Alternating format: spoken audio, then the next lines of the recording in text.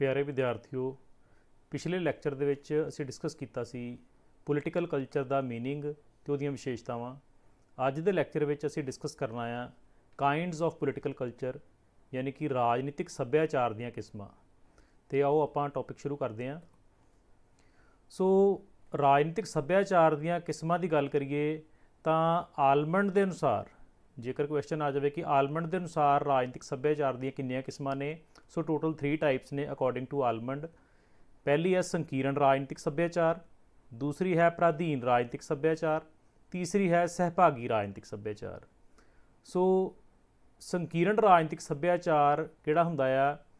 ਉਹ ਰਾਜਨੀਤਿਕ ਸੱਭਿਆਚਾਰ ਜਿਹੜਾ ਸਾਨੂੰ ਪਰੰਪਰਾਵਾਦੀ ਸਮਾਜਾਂ ਵਿੱਚ ਵੇਖਣ ਨੂੰ ਮਿਲਦਾ ਆ, ਯਾਨੀ ਕਿ ਜਿਹੜੀਆਂ ਟਰੈਡੀਸ਼ਨਲ ਸੁਸਾਇਟੀਜ਼ ਆ, ਜਿਹੜੇ ਅਜੇ ਪਛੜੇ ਮੁਲਕ ਨੇ ਜਾਂ ਪਛੜੀਆਂ ਰਾਜਨੀਤਿਕ ਪ੍ਰਣਾਲੀਆਂ ਆ, ਜਿੱਥੇ ਕਿ ਲੋਕਾਂ ਦੇ ਰਾਜਨੀਤਿਕ ਪ੍ਰਣਾਲੀ ਪ੍ਰਤੀ ਦ੍ਰਿਸ਼ਟੀਕੋਣ ਜਿਹੜੇ ਨਾ ਮਾਤਰ ਦੇ ਨੇ ਅਤੇ ਉਹਨਾਂ ਦੀ ਰਾਜਨੀਤਿਕ ਪ੍ਰਣਾਲੀ ਦੇ ਵਿੱਚ ਜਿਹੜੀ ਪਾਰਟਿਸਪੇਸ਼ਨ ਹੈ ਉਹ ਵੀ ਨਾ ਮਾਤਰ ਦੀ ਹੈ।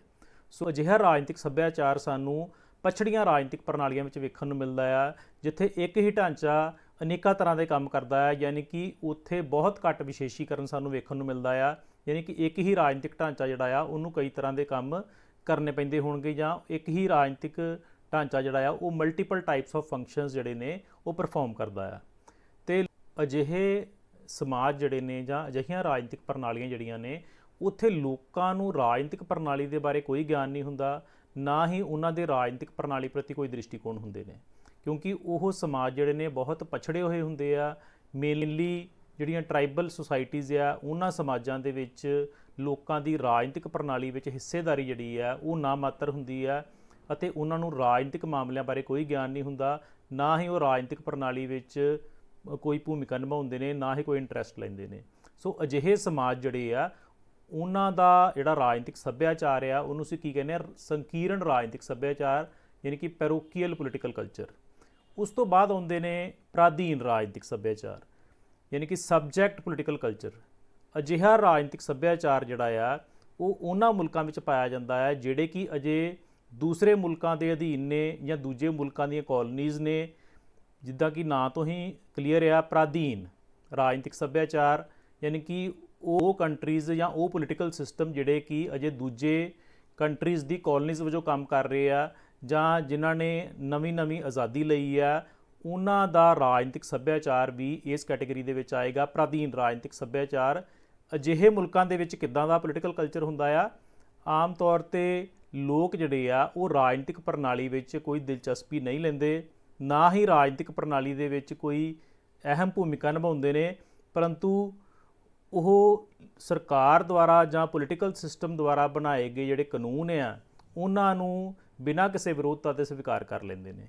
ਯਾਨੀ ਕਿ ਜੋ ਵੀ ਸਰਕਾਰ ਜਾਂ ਪੋਲੀਟੀਕਲ ਸਿਸਟਮ ਕਾਨੂੰਨ ਬਣਾਉਂਦਾ ਆ, ਉਹਨਾਂ ਨੂੰ ਲੋਕ ਬਿਨਾਂ ਕਿਸੇ ਵਿਰੋਧਤਾ ਦੇ, ਬਿਨਾਂ ਕਿਸੇ ਕਿੰਤੂ ਪਰੰਤੂ ਦੇ ਉਹਨੂੰ ਸਵੀਕਾਰ ਕਰ ਲੈਂਦੇ ਨੇ, ਯਾਨੀ ਕਿ ਉਹਨੂੰ ਐਨਾਲਾਈਜ਼ ਨਹੀਂ ਕਰਦੇ। ਸੋ ਇੰਨਾ ਕੁ ਉਹਨਾਂ ਦੀ ਜਿਹੜਾ ਚੇਤਨਤਾ ਦਾ ਪੱਧਰ ਅਜੇ ਇੰਨਾ ਕੁ ਨਹੀਂ ਹੁੰਦਾ। ਸੋ ਹੌਲੀ ਹੌਲੀ ਟਾਈਮ ਦੇ ਨਾਲ ਨਾਲ ਉਹਨਾਂ ਵਿੱਚ ਜਿਹੜੀ ਆ ਚੇਤਨਤਾ ਆਉਣ ਲੱਗਦੀ ਆ, ਰਾਜਨੀਤਿਕ ਚੇਤਨਤਾ, ਅਤੇ ਉਹਦੇ ਨਾਲ ਉਹਨਾਂ ਦਾ ਰਾਜਨੀਤਿਕ ਵਤੀਰਾ ਜਿਹੜਾ ਆ, ਪੋਲੀਟੀਕਲ ਬਿਹੇਵੀਅਰ ਜਿਹੜਾ ਆ ਉਹ ਬਦਲਣ ਲੱਗਦਾ ਆ, ਪਰੰਤੂ ਇਸ ਦੇ ਵਿੱਚ ਸਮਾਂ ਲੱਗਦਾ ਆ। ਸੋ ਇਸ ਕਰਕੇ ਅਜਿਹੇ ਸਮਾਜ ਜਿੱਥੇ ਲੋਕ ਰਾਜਨੀਤਿਕ ਪ੍ਰਣਾਲੀ ਦੁਆਰਾ ਬਣਾਏ ਗਏ ਕਾਨੂੰਨਾਂ ਨੂੰ ਜਾਂ ਉਹਨਾਂ ਦੀ ਨੀਤੀਆਂ ਨੂੰ ਬਿਨਾਂ ਕਿਸੇ ਵਿਰੋਧਤਾ ਦੇ ਸਵੀਕਾਰ ਕਰ ਲੈਂਦੇ ਨੇ, ਉਸ ਨੂੰ ਪ੍ਰਾਧੀਨ ਰਾਜਨੀਤਿਕ ਸੱਭਿਆਚਾਰ ਜਾਂ ਸਬਜੈਕਟ ਪੋਲੀਟੀਕਲ ਕਲਚਰ ਕਿਹਾ ਜਾਂਦਾ ਹੈ।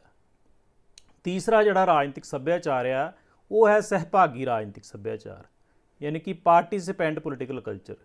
ਅਜਿਹਾ ਰਾਜਨੀਤਿਕ ਸੱਭਿਆਚਾਰ ਸਾਨੂੰ ਉਹਨਾਂ ਕੰਟਰੀਜ਼ ਦੇ ਵਿੱਚ ਵੇਖਣ ਨੂੰ ਮਿਲਦਾ ਆ ਜਿਹੜੇ ਕਿ ਪੂਰੀ ਤਰ੍ਹਾਂ ਡਿਵੈਲਪਡ ਆ, ਜਿਹੜੇ ਕਿ ਪੂਰੀ ਤਰ੍ਹਾਂ ਵਿਕਸਿਤ ਆ, ਜਿਵੇਂ ਕਿ ਪੱਛਮੀ ਰਾਜਨੀਤਿਕ ਪ੍ਰਣਾਲੀਆਂ ਨੇ, ਜਿਹਦੇ ਵਿੱਚ ਵਿਕਸਿਤ ਜਾਂ ਡਿਵੈਲਪਡ ਪੋਲੀਟੀਕਲ ਸਿਸਟਮ ਹੈਗੇ ਨੇ। ਉੱਥੇ ਲੋਕਾਂ ਨੂੰ ਰਾਜਨੀਤਿਕ ਪ੍ਰਣਾਲੀ ਦੇ ਬਾਰੇ ਪੂਰੀ ਜਾਣਕਾਰੀ ਹੁੰਦੀ ਆ ਅਤੇ ਉਹ ਫੈਸਲਾ ਲੈਣ ਦੀ ਪ੍ਰਕਿਰਿਆ ਵਿੱਚ ਵੱਧ ਚੜ੍ਹ ਕੇ ਹਿੱਸਾ ਲੈਂਦੇ ਨੇ। ਯਾਨੀ ਕਿ ਅਜਿਹੇ ਪੋਲੀਟੀਕਲ ਕਲਚਰ ਜਿਹੜੇ ਕਿ ਪੂਰੀ ਤਰ੍ਹਾਂ ਡਿਵੈਲਪਡ ਆ, ਕਿਉਂਕਿ ਉੱਥੇ ਲੋਕਾਂ ਦੀ ਐਜੂਕੇਸ਼ਨ ਦਾ ਪੱਧਰ ਕਾਫੀ ਉੱਚਾ ਹੁੰਦਾ ਆ, ਲੋਕਾਂ ਦੀ ਲਿਟਰੇਸੀ ਲੈਵਲ ਜਿਹੜਾ ਕਾਫੀ ਉੱਚਾ ਹੁੰਦਾ ਆ ਉਸ ਕੰਟਰੀ ਦੇ ਵਿੱਚ। ਇਸ ਕਰਕੇ ਲੋਕਾਂ ਨੂੰ ਰਾਜਨੀਤਿਕ ਪ੍ਰਣਾਲੀ ਬਾਰੇ ਪੂਰੀ ਜਾਣਕਾਰੀ ਹੁੰਦੀ ਆ ਅਤੇ ਉਹ ਸਰਕਾਰ ਦੁਆਰਾ ਜਿਹੜੇ ਫੈਸਲੇ ਲੈਣ ਦੀ ਪ੍ਰਕਿਰਿਆ ਆ ਉਹਦੇ ਵਿੱਚ ਵੱਧ ਚੜ੍ਹ ਕੇ ਹਿੱਸਾ ਲੈਂਦੇ ਨੇ, ਉਹਦੇ ਵਿੱਚ ਪਾਰਟਿਸਿਪੇਟ ਕਰਦੇ ਆ। ਅਤੇ ਲੋਕਾਂ ਨੂੰ ਆਪਣੇ ਅਧਿਕਾਰਾਂ ਦਾ, ਆਪਣੇ ਕਰਤੱਵਾਂ ਦਾ ਗਿਆਨ ਹੁੰਦਾ ਆ, ਯਾਨੀ ਕਿ ਉਹਨਾਂ ਨੂੰ ਅਵੇਅਰਨੈਸ ਹੁੰਦੀ ਹੈ ਵੀ ਉਹਨਾਂ ਦੇ ਕਿਹੜੇ ਰਾਈਟਸ ਆ, ਉਹਨਾਂ ਦੀਆਂ ਕੀ ਡਿਊਟੀਜ਼ ਆ ਸਟੇਟ ਪ੍ਰਤੀ, ਅਤੇ ਸਰਕਾਰ ਦੀਆਂ ਸ਼ਕਤੀਆਂ ਦਾ ਪੂਰਾ ਗਿਆਨ ਹੁੰਦਾ ਹੈ। ਯਾਨੀ ਕਿ ਸਰਕਾਰ ਜਿਹੜੀਆਂ ਵੀ ਸ਼ਕਤੀਆਂ ਦਾ ਪ੍ਰਯੋਗ ਕਰ ਰਹੀ ਹੁੰਦੀ ਆ ਉਹਦੇ ਬਾਰੇ ਲੋਕਾਂ ਨੂੰ ਨੌਲੇਜ ਹੁੰਦੀ ਆ, ਅਤੇ ਲੋਕਾਂ ਨੂੰ ਅਹਿਸਾਸ ਹੁੰਦਾ ਆ ਕਿ ਸਰਕਾਰ ਜਿਹੜੀਆਂ ਸ਼ਕਤੀਆਂ ਦਾ ਪ੍ਰਯੋਗ ਕਰ ਰਹੀ ਹੈ ਕਿ ਉਹ ਸੰਵਿਧਾਨਿਕ ਦਾਇਰੇ ਤੋਂ ਬਾਹਰ ਜਾ ਕੇ ਕੰਮ ਤਾਂ ਨਹੀਂ ਕਰ ਰਹੀ। ਸੋ ਇਸ ਕਰਕੇ ਅਜਿਹੇ ਪੋਲੀਟੀਕਲ ਸਿਸਟਮ ਜਿੱਥੇ ਲੋਕਾਂ ਦੀ ਅਵੇਅਰਨੈਸ ਦਾ ਲੈਵਲ ਕਾਫੀ ਉੱਚਾ ਹੁੰਦਾ ਆ, ਲੋਕਾਂ ਦੀ ਜਿਹੜੀ ਐਜੂਕੇਸ਼ਨ ਦਾ ਪੱਧਰ ਕਾਫੀ ਉੱਚਾ ਹੁੰਦਾ ਆ, ਸੋ ਅਜਿਹੇ ਪੋਲੀਟੀਕਲ ਕਲਚਰ ਸਾਨੂੰ ਵਿਕਸਿਤ ਮੁਲਕਾਂ ਦੇ ਵਿੱਚ ਵੇਖਣ ਨੂੰ ਮਿਲਦੇ ਆ ਜਿਹੜੇ ਕਿ ਪੂਰੀ ਤਰ੍ਹਾਂ ਡਿਵੈਲਪਡ ਆ। ਅਤੇ ਅਜਿਹੇ ਪੋਲੀਟੀਕਲ ਸਿਸਟਮਸ ਦੇ ਵਿੱਚ ਲੋਕ ਜਿਹੜੇ ਵੱਧ ਚੜ੍ਹ ਕੇ ਰਾਜਨੀਤਿਕ ਪ੍ਰਕਿਰਿਆ ਦੇ ਵਿੱਚ ਹਿੱਸਾ ਲੈਂਦੇ ਨੇ ਅਤੇ ਰਾਜਨੀਤਿਕ ਮਾਮਲਿਆਂ ਦੇ ਵਿੱਚ ਦਿਲਚਸਪੀ ਲੈਂਦੇ ਆ, ਅਤੇ ਜੇ ਲੋੜ ਪਵੇ ਤਾਂ ਸਰਕਾਰ ਦੀ ਆਲੋਚਨਾ ਵੀ ਕਰਦੇ ਆ। ਸੋ ਅਜਿਹੇ ਪੋਲੀਟੀਕਲ ਸਿਸਟਮਸ ਦੇ ਵਿੱਚ ਪਾਇਆ ਜਾਣ ਵਾਲਾ ਜਿਹੜਾ ਰਾਜਨੀਤਿਕ ਸੱਭਿਆਚਾਰ ਆ ਉਹਨੂੰ ਸਹਿਭਾਗੀ ਰਾਜਨੀਤਿਕ ਸੱਭਿਆਚਾਰ ਜਾਂ ਪਾਰਟਿਸਪੈਂਟ ਪੋਲੀਟੀਕਲ ਕਲਚਰ ਕਿਹਾ ਜਾਂਦਾ ਹੈ। ਸੋ ਇਹ ਮੇਨਲੀ 3 ਟਾਈਪਸ ਨੇ ਅਕੋਰਡਿੰਗ ਟੂ ਆਲਮੰਡ। ਇਸ ਤੋਂ ਇਲਾਵਾ ਕੁਝ ਹੋਰ ਕਿਸਮਾਂ ਵੀ ਹੋ ਸਕਦੀਆਂ ਰਾਜਨੀਤਿਕ ਸੱਭਿਆਚਾਰ ਦੀਆਂ। ਸੋ ਇਹ ਅਸੀਂ ਹੋਰ ਕਿਸਮਾਂ ਦੀ ਕੈਟੇਗਰੀ ਦੇ ਵਿੱਚ ਇਹਨਾਂ ਨੂੰ ਸ਼ਾਮਲ ਕਰਦੇ ਹਾਂ, ਜਿਹਦੇ ਵਿੱਚ ਪਹਿਲਾ ਆ ਜਾਂਦਾ ਹੈ ਨਾਗਰਿਕ ਸੱਭਿਆਚਾਰ। ਨਾਗਰਿਕ ਸੱਭਿਆਚਾਰ ਕੀ ਆ? ਇਹਨੂੰ ਮਿਕਸਡ ਪੋਲੀਟੀਕਲ ਕਲਚਰ ਵੀ ਕਿਹਾ ਜਾਂਦਾ, ਯਾਨੀ ਮਿਸ਼ਰਿਤ ਰਾਜਨੀਤਿਕ ਸੱਭਿਆਚਾਰ ਕੀ ਆ? ਪ੍ਰਾਧੀਨ ਅਤੇ ਸਹਿਭਾਗੀ ਦਾ ਮਿਸ਼ਰਣ, ਯਾਨੀ ਕਿ ਸਬਜੈਕਟ ਪੋਲੀਟੀਕਲ ਕਲਚਰ ਅਤੇ ਪਾਰਟਿਸਪੈਂਟ ਪੋਲੀਟੀਕਲ ਕਲਚਰ, ਇਹਨਾਂ ਦੋਹਾਂ ਦਾ ਮਿਸ਼ਰਣ ਜਿਹੜਾ ਆ, ਜਿੱਥੇ ਸਾਨੂੰ ਇਹ ਵੇਖਣ ਨੂੰ ਮਿਲੇ ਕਿ ਲੋਕ ਜਿਹੜੇ ਆ ਉਹ ਸਰਕਾਰ ਦੁਆਰਾ ਲਏ ਗਏ ਫੈਸਲਿਆਂ ਨੂੰ ਸਵੀਕਾਰ ਕਰ ਲੈਂਦੇ ਨੇ। ਠੀਕ ਆ, ਉਹ ਤਾਂ ਹੋ ਗਿਆ ਸਬਜੈਕਟ ਪੋਲੀਟੀਕਲ ਕਲਚਰ। ਅਤੇ ਉਹਦੇ ਨਾਲ ਨਾਲ ਸਰਕਾਰ ਜੋ ਵੀ ਕੰਮ ਕਰਦੀ ਆ ਉਹਨੂੰ ਐਨਾਲਾਈਜ਼ ਵੀ ਕਰਦੇ ਆ, ਸਰਕਾਰ ਜੋ ਵੀ ਫੈਸਲੇ ਲੈਂਦੀ ਆ ਉਸ ਦਾ ਮੁਲਾਂਕਣ ਵੀ ਕਰਦੇ ਆ, ਅਤੇ ਲੋੜ ਪੈਣ 'ਤੇ ਉਹਦੀ ਆਲੋਚਨਾ ਵੀ ਕਰਦੇ ਆ।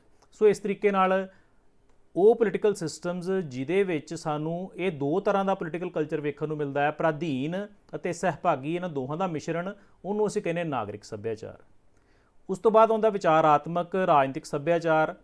ਵਿਚਾਰਾਤਮਕ ਰਾਜਨੀਤਿਕ ਸੱਭਿਆਚਾਰ ਉਹ ਸੱਭਿਆਚਾਰ ਆ ਜਿਹੜਾ ਕਿ ਕਿਸੇ ਖਾਸ ਵਿਚਾਰਧਾਰਾ ਦੇ ਅਕੋਰਡਿੰਗਲੀ ਆਪਣੇ ਆਪ ਨੂੰ ਢਾਲ ਲੈਂਦਾ ਹੈ। ਇਹਦੇ ਵਿੱਚ ਵਿਅਕਤੀ ਜਿਹੜਾ ਆ ਕਿਸੇ ਖਾਸ ਵਿਚਾਰਧਾਰਾ ਦੇ ਅਨੁਸਾਰ ਆਪਣਾ ਰਾਜਨੀਤਿਕ ਵਿਵਹਾਰ ਕੰਟਰੋਲ ਕਰਦਾ ਹੈ।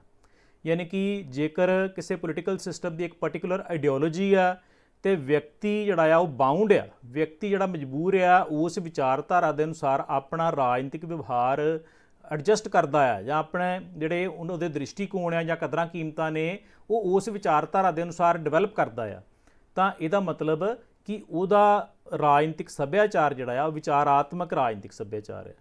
ਅਤੇ ਵਿਅਕਤੀ ਜਿਹੜਾ ਆ ਸੁਤੰਤਰ ਰੂਪ ਵਿੱਚ ਰਾਜਨੀਤਿਕ ਗਤੀਵਿਧੀਆਂ ਵਿੱਚ ਹਿੱਸਾ ਨਹੀਂ ਲੈਂਦਾ।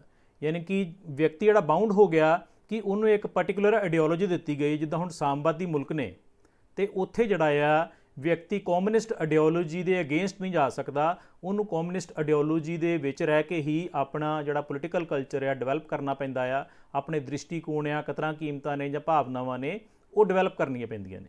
ਸੋ ਇਸ ਤਰੀਕੇ ਨਾਲ ਜਦੋਂ ਵਿਅਕਤੀ ਕਿਸੇ ਖਾਸ ਵਿਚਾਰਧਾਰਾ ਦੇ ਅਨੁਸਾਰ ਆਪਣਾ ਰਾਜਨੀਤਿਕ ਵਿਵਹਾਰ ਕੰਟਰੋਲ ਕਰਦਾ ਆ ਅਤੇ ਸੁਤੰਤਰ ਰੂਪ ਨਾਲ ਰਾਜਨੀਤਿਕ ਗਤੀਵਿਧੀਆਂ ਵਿੱਚ ਹਿੱਸਾ ਨਹੀਂ ਲੈਂਦਾ, ਅਤੇ ਉਹਦੇ ਉੱਪਰ ਕਾਫੀ ਰਿਸਟ੍ਰਿਕਸ਼ਨਸ ਹੁੰਦੀਆਂ ਨੇ ਵੀ ਉਹ ਕਿਸ ਤਰੀਕੇ ਨਾਲ ਆਪਣਾ ਜਿਹੜੇ ਰਾਜਨੀਤਿਕ ਦ੍ਰਿਸ਼ਟੀਕੋਣ ਡਿਵੈਲਪ ਕਰ ਸਕਦਾ ਆ, ਉਹਨੂੰ ਅਸੀਂ ਕਹਿੰਦੇ ਆ ਵਿਚਾਰਾਤਮਕ ਰਾਜਨੀਤਿਕ ਸੱਭਿਆਚਾਰ। ਨੈਕਸਟ ਟਾਈਪ ਆ ਇੱਕ ਰੂਪ ਰਾਜਨੀਤਿਕ ਸੱਭਿਆਚਾਰ। ਇੱਕ ਰੂਪ ਦਾ ਮਤਲਬ ਆ ਇੱਕੋ ਜਿਹਾ, ਇਹਨੂੰ ਅਸੀਂ ਇੰਗਲਿਸ਼ ਦੇ ਵਿੱਚ ਹੋਮੋਜੀਨੀਅਸ ਪੋਲੀਟੀਕਲ ਕਲਚਰ ਦਾ ਨਾਂ ਦਿੰਦੇ ਆ। ਹੋਮੋਜੀਨੀਅਸ ਜਾਂ ਇੱਕ ਰੂਪ ਰਾਜਨੀਤਿਕ ਸੱਭਿਆਚਾਰ ਦਾ ਮਤਲਬ ਕੀ ਆ ਕਿ ਜਿੱਥੇ ਰਾਜਨੀਤਿਕ ਉਦੇਸ਼ਾਂ ਅਤੇ ਉਹਨਾਂ ਦੀ ਪ੍ਰਾਪਤੀ ਦੇ ਸਾਧਨਾਂ ਦੇ ਸੰਬੰਧ ਵਿੱਚ ਆਮ ਸਹਿਮਤੀ ਪਾਈ ਜਾਂਦੀ ਹੈ। ਯਾਨੀ ਕਿ ਜਿੱਥੇ ਲੋਕਾਂ ਦੇ ਰਾਜਨੀਤਿਕ ਉਦੇਸ਼ ਲਗਭਗ ਇੱਕੋ ਜਿਹੇ ਹੁੰਦੇ ਨੇ ਅਤੇ ਉਹਨਾਂ ਰਾਜਨੀਤਿਕ ਉਦੇਸ਼ਾਂ ਦੀ ਪ੍ਰਾਪਤੀ ਦੇ ਸਾਧਨ ਜਿਹੜੇ ਆ ਵੀ ਕਿਹੜੇ ਸਾਧਨਾਂ ਦੀ ਵਰਤੋਂ ਕਰਕੇ ਉਹਨਾਂ ਨੇ ਆਪਣੇ ਰਾਜਨੀਤਿਕ ਉਦੇਸ਼ਾਂ ਦੀ ਪੂਰਤੀ ਕਰਨੀ ਆ, ਉਹਨਾਂ ਰਾਜਨੀਤਿਕ ਉਦੇਸ਼ਾਂ ਦੀ ਪ੍ਰਾਪਤੀ ਦੇ ਸਾਧਨਾਂ ਦੇ ਸੰਬੰਧ ਵਿੱਚ ਆਮ ਸਹਿਮਤੀ ਪਾਈ ਜਾਂਦੀ ਆ। ਯਾਨੀ ਕਿ ਜ਼ਿਆਦਾਤਰ ਲੋਕ ਜਿਹੜੇ ਨੇ ਜਾਂ ਬਹੁਤੇ ਲੋਕ ਜਿਹੜੇ ਆ ਉਹਨਾਂ ਦੇ ਰਾਜਨੀਤਿਕ ਦ੍ਰਿਸ਼ਟੀਕੋਣ ਇੱਕੋ ਜਿਹੇ ਹੋਣ, ਅਤੇ ਉਹਨਾਂ ਰਾਜਨੀਤਿਕ ਦ੍ਰਿਸ਼ਟੀਕੋਣ ਜਾਂ ਉਹਨਾਂ ਦੇ ਜਿਹੜੇ ਆਬਜੈਕਟਿਵਜ਼ ਆ ਜਾਂ ਡਿਮਾਂਡਸ ਨੇ ਉਹਨਾਂ ਨੂੰ ਕਿੱਦਾਂ ਪ੍ਰਾਪਤ ਕਰਨਾ ਆ, ਕਿਹੜੇ ਸਾਧਨਾਂ ਦਾ ਸਹਾਰਾ ਲੈ ਕੇ ਪ੍ਰਾਪਤ ਕਰਨਾ ਆ, ਉਹਨਾਂ ਸਾਧਨਾਂ ਦੇ ਸੰਬੰਧ ਵਿੱਚ ਵੀ ਜਿਹੜੀ ਉਹਨਾਂ ਵਿੱਚ ਸਹਿਮਤੀ ਪਾਈ ਜਾਂਦੀ ਆ। ਅਜਿਹਾ ਪੋਲੀਟੀਕਲ ਕਲਚਰ ਜਿਹੜਾ ਆ ਉਹਨੂੰ ਅਸੀਂ ਇੱਕ ਰੂਪ ਰਾਜਨੀਤਿਕ ਸੱਭਿਆਚਾਰ ਜਾਂ ਹੋਮੋਜੀਨੀਅਸ ਪੋਲੀਟੀਕਲ ਕਲਚਰ ਦਾ ਨਾਮ ਦਿੰਦੇ ਆ। ਉਸ ਤੋਂ ਬਾਅਦ ਆ ਜਾਂਦਾ ਖੰਡਿਤ ਰਾਜਨੀਤਿਕ ਸੱਭਿਆਚਾਰ। ਖੰਡਿਤ ਦਾ ਮਤਲਬ ਆ ਫਰੈਗਮੈਂਟਡ। ਖੰਡਿਤ ਰਾਜਨੀਤਿਕ ਸੱਭਿਆਚਾਰ ਕੀ ਆ ਕਿ ਜਿੱਥੇ ਰਾਜਾਂ ਵਿੱਚ ਵੱਖ-ਵੱਖ ਰਾਜਨੀਤਿਕ ਉਦੇਸ਼ ਅਤੇ ਦ੍ਰਿਸ਼ਟੀਕੋਣ ਅਤੇ ਕਦਰਾਂ ਕੀਮਤਾਂ ਪਾਈਆਂ ਜਾਂਦੀਆਂ ਨੇ। ਯਾਨੀ ਕਿ ਉਹ ਪੋਲੀਟੀਕਲ ਸਿਸਟਮਸ ਜਾਂ ਉਹ ਰਾਜਨੀਤਿਕ ਪ੍ਰਣਾਲੀਆਂ ਜਿੱਥੇ ਲੋਕਾਂ ਦੇ ਰਾਜਨੀਤਿਕ ਉਦੇਸ਼ ਵੱਖੋ ਵੱਖਰੇ ਹੁੰਦੇ ਨੇ ਤੇ ਉਹਨਾਂ ਰਾਜਨੀਤਿਕ ਉਦੇਸ਼ਾਂ ਨੂੰ ਪ੍ਰਾਪਤ ਕਰਨ ਦੇ ਲਈ ਜਿਹੜੇ ਸਾਧਨ ਨੇ ਉਹਨਾਂ ਸਾਧਨਾਂ ਦੇ ਸੰਬੰਧ ਵਿੱਚ ਵੀ ਲੋਕਾਂ ਵਿੱਚ ਸਹਿਮਤੀ ਨਹੀਂ ਪਾਈ ਜਾਂਦੀ, ਬਲਕਿ ਉਹਨਾਂ ਦੇ ਸਾਧਨ ਜਿਹੜੇ ਅਲੱਗ-ਅਲੱਗ ਹੁੰਦੇ ਆ ਵੀ ਕਿੱਦਾਂ ਉਹਨਾਂ ਨੇ ਆਪਣੇ ਆਬਜੈਕਟਿਵਸ ਜਿਹੜੇ ਆ ਫੁੱਲਫਿਲ ਕਰਨੇ ਆ, ਆਪਣੇ ਉਦੇਸ਼ਾਂ ਦੀ ਪੂਰਤੀ ਕਰਨੀ ਹੈ। ਸੋ ਇਸ ਕਰਕੇ ਅਜਿਹੇ ਪੋਲੀਟੀਕਲ ਕਲਚਰਸ ਜਿੱਥੇ ਲੋਕਾਂ ਦੇ ਰਾਜਨੀਤਿਕ ਉਦੇਸ਼ ਅਤੇ ਉਹਨਾਂ ਉਦੇਸ਼ਾਂ ਦੀ ਪ੍ਰਾਪਤੀ ਲਈ ਜਿਹੜੇ ਸਾਧਨ ਨੇ ਉਹਦੇ ਸੰਬੰਧ ਵਿੱਚ ਜਿਹੜਾ ਵਖਰੇਵਾਂ ਪਾਇਆ ਜਾਂਦਾ ਆ, ਵੱਖ-ਵੱਖ ਦ੍ਰਿਸ਼ਟੀਕੋਣ ਸਾਨੂੰ ਵੇਖਣ ਨੂੰ ਮਿਲਦੇ ਨੇ, ਵੱਖੋ ਵੱਖਰੀਆਂ ਕਦਰਾਂ ਕੀਮਤਾਂ ਸਾਨੂੰ ਵੇਖਣ ਨੂੰ ਮਿਲਦੀਆਂ ਨੇ, ਉਹਨੂੰ ਕੀ ਕਹਿੰਦੇ ਖੰਡਿਤ ਰਾਜਨੀਤਿਕ ਸੱਭਿਆਚਾਰ। ਲਾਸਟ ਟਾਈਪ ਜਿਹੜੀ ਇਹਦੇ ਵਿੱਚ ਆ ਜਾਂਦੀ ਆ ਨਿਰਪੱਖ ਰਾਜਨੀਤਿਕ ਸੱਭਿਆਚਾਰ, ਜਿਹਨੂੰ ਅਸੀਂ ਸੈਕੂਲਰ ਪੋਲੀਟੀਕਲ ਕਲਚਰ ਦਾ ਨਾਂ ਦਿੰਦੇ ਆ। ਨਿਰਪੱਖ ਜਾਂ ਸੈਕੂਲਰ ਪੋਲੀਟੀਕਲ ਕਲਚਰ ਤੋਂ ਭਾਵ ਹੈ ਕਿ ਜਦੋਂ ਕਿਸੇ ਪੋਲੀਟੀਕਲ ਸਿਸਟਮ ਦੇ ਵਿੱਚ ਲੋਕਾਂ ਦਾ ਰਾਜਨੀਤਿਕ ਸੱਭਿਆਚਾਰ ਕਿਸੇ ਖਾਸ ਵਿਚਾਰਧਾਰਾ ਦੇ ਅਨੁਸਾਰ ਨਿਰਦੇਸ਼ਿਤ ਨਹੀਂ ਹੁੰਦਾ, ਬਲਕਿ ਲੋਕ ਤਰਕ ਜਾਂ ਦਲੀਲ ਦੇ ਆਧਾਰ ਤੇ ਵੀ ਜਿਹੜਾ ਵੀ ਵਿਸ਼ਵਾਸ ਜਾਂ ਦ੍ਰਿਸ਼ਟੀਕੋਣ ਉਹਨਾਂ ਨੂੰ ਚੰਗਾ ਲੱਗਦਾ ਆ ਉਹ ਉਹਨੂੰ ਅਪਣਾ ਲੈਂਦੇ ਆ। ਯਾਨੀ ਕਿ ਉਹ ਬਾਉਂਡ ਨਹੀਂ ਹੁੰਦੇ ਕਿਸੇ ਖਾਸ ਆਈਡੀਓਲੋਜੀ ਦੇ ਅਕੋਰਡਿੰਗਲੀ, ਜਾਂ ਉਹਨਾਂ ਨੂੰ ਕੋਈ ਪ੍ਰੈਸ਼ਰਾਈਜ਼ ਨਹੀਂ ਕਰ ਸਕਦਾ। ਉਹਨਾਂ ਨੂੰ ਜੋ ਠੀਕ ਲੱਗਦਾ ਆ, ਯਾਨੀ ਕਿ ਉਹਨਾਂ ਦੇ ਤਰਕ ਨੂੰ ਜਿਹੜੀ ਚੀਜ਼ ਅਪੀਲ ਕਰਦੀ ਆ ਜਾਂ ਲੌਜਿਕ ਦੇ ਆਧਾਰ ਤੇ ਉਹ ਕਿਸੇ ਵੀ ਵਿਸ਼ਵਾਸ ਜਾਂ ਦ੍ਰਿਸ਼ਟੀਕੋਣ ਨੂੰ ਅਪਣਾ ਲੈਂਦੇ ਨੇ ਜਿਹਦੇ ਵਿੱਚ ਉਹਨਾਂ ਨੂੰ ਲੌਜਿਕ ਨਜ਼ਰ ਆਉਂਦਾ ਹੈ।